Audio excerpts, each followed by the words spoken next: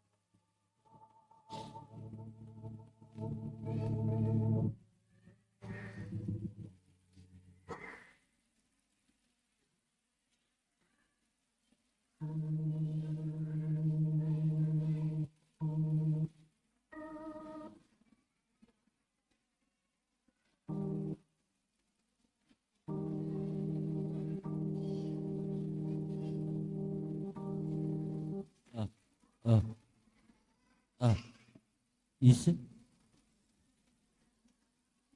Isa. Isa.